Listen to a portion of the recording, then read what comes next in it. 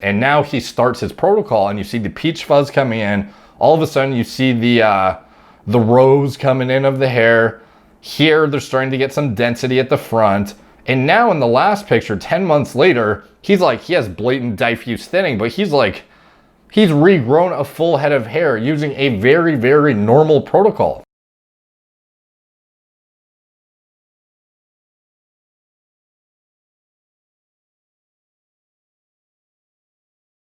What's up guys, Derek, moreplates.com. Today we are going to be talking about a guy starting from ground zero. So this is a guy who, oftentimes, as you've probably seen by now, when I get sent good hair loss reversal transformations and whatnot, I will get people notify me, send them to me in my DMs, give me content to make, and just give stuff to remark on, as well as to give my interpretation of, or just to bring to the forefront that it could be something that otherwise the public may benefit from seeing at scale, because some of this stuff is pretty fucking obscure, to be honest. So in this case, we had a guy who was essentially purely bald. You often hear me talk about how being proactive is the thing you need to do if you want to actually keep a good head of hair forever. You need to get ahead of it before you lose tens of thousands of hairs off your head and you're playing catch up. So in this scenario, oftentimes people think if they're already bald,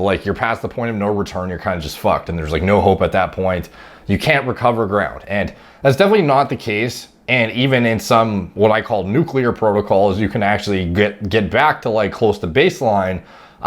It just involves ridiculous pharmacology that 99% of people aren't going to want to use. But anyways, how far can you get back with a reasonable, well-tolerated protocol that is FDA approved and it's just very basic shit, even if you're fully bald? That's what we're going to be getting into in this one. There's not very many cases of guys who, go all the way bald and then just decide, you know what, now I care about hair loss and now I'm going to try and reverse it. So this was sent to me. It is the 10-month progress of a guy on finasteride, minoxidil, dermapen, and LLLT caps. If you don't know what laser therapy is, it's kind of the abbreviation for it. And it's basically one of these things, except much shittier probably, because this is the top of the line, most ridiculously custom, expensive one you can get.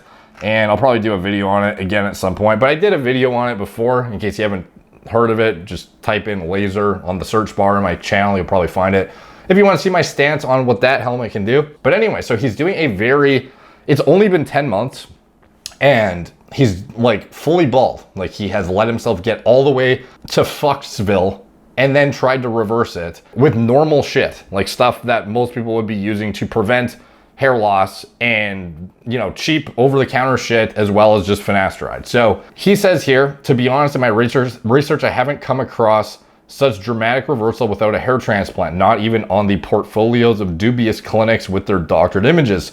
From wondering if this will work, now I am wondering at what point will I see the progress stall? And we can see here on the left side, this guy's fully gone. He's, like I said, he's the mayor of Foxville at this point. And now he starts his protocol and you see the peach fuzz coming in. All of a sudden you see the rose coming in of the hair. Here they're starting to get some density at the front.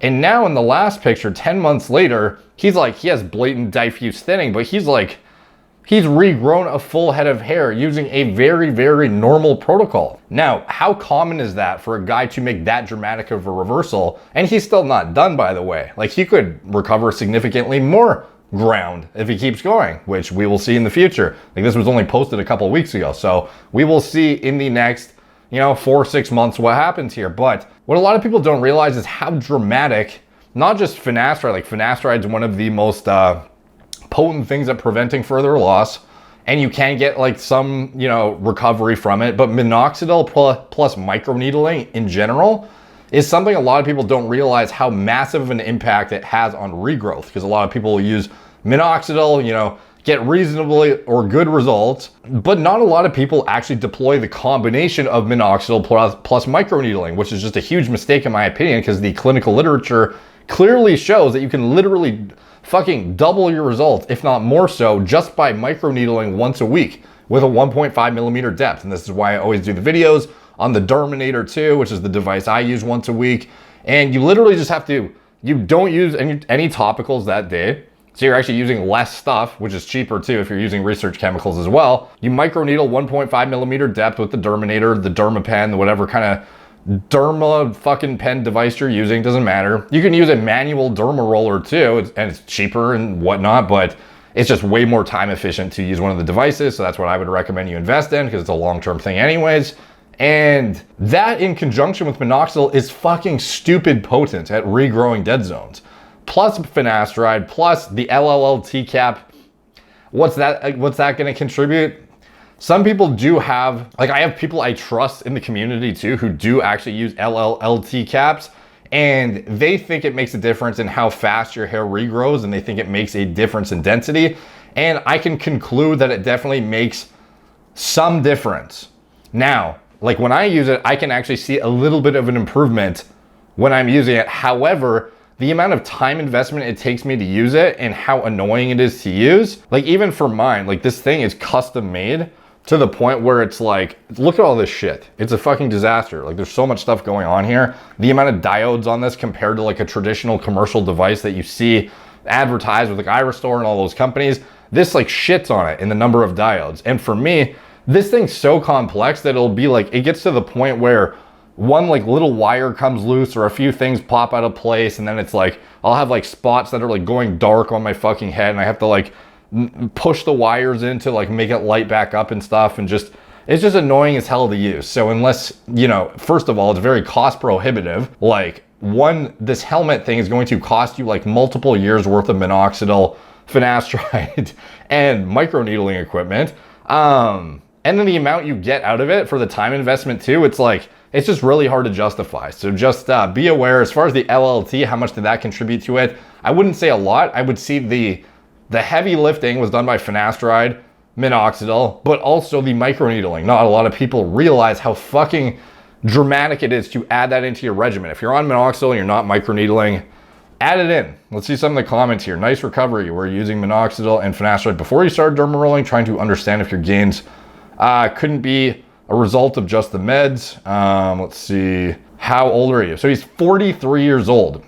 Start thinning till 42, took no action. All progress is from interventions after 42 years old. Like that's fucking nuts, dude. Like, so he let himself go fully bald in his 40s. And a lot of people think that if you're bald by your 40s, it's like, you could argue you have an easier ability to regrow when you intervene in your 20s, even if you had aggressive loss, because simply put, you have more like intact shit, like chemically. You're not like, you deteriorate as a human being, unfortunately. That's just the process of getting older. And your ability to regrow hair and just regenerate tissue and fucking heal things to begin with is going to get worse and worse as you get older. So for a guy in his 40s to make this drastic of a recovery just with very, very simple treatments that are cheap, readily available, well tolerated, and are just normal as fuck, just a lot of people don't use this like full combination of it.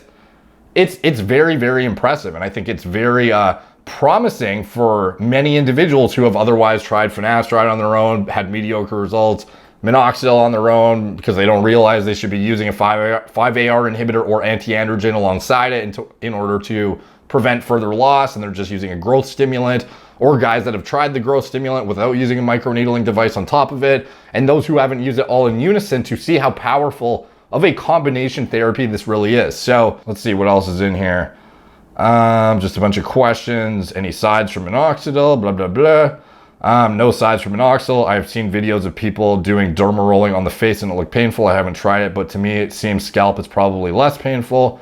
And over a period, you get used to it, and now bothers me even less than when I first started. Blah, blah, blah, blah, blah. Dutasteride and RE5841. I did research, but it seemed like a hassle to procure. How many months is in the second pick? Maybe 2.5 to 3 months. Oh, okay. So the first to the second picture was only finasteride and minoxidil.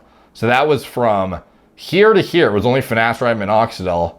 And then he added in the microneedling. And then you saw this could he have been on his way to that anyways? It's like, yeah, obviously. But I mean, I think there's a significant, it's one of the most like dark horse fucking treatments in my opinion, is adding in microneedling once a week. It's like 15 minutes out of your day if you use an actual efficient device, which is actually nothing when you consider that these stupid LLLT things you need to wear for like 20 minutes every other day, and you get to skip your topicals that day too. So you're actually using less overall drug burden on your system while doing that on top of it. And you pretty much just fucking double your results. Like, it's a no-brainer in my opinion for anybody using growth stimulants to deploy, or even guys who aren't even using growth stimulants. I think it makes sense when you recruit those growth factors. It's been shown that microneedling on its own can even have some level of improvement in hair quality and density. So if you've never like looked into this combination therapy, definitely do it, because some people just write it off. They write off finasteride, they write off minoxidil, they write off, but none of them have tried everything in unison. And for most people, if you don't let it get very far gone, that combination, the LLLT being very, very negligible in my opinion, so don't fucking bother with that unless you have tons of money to spend and you don't care about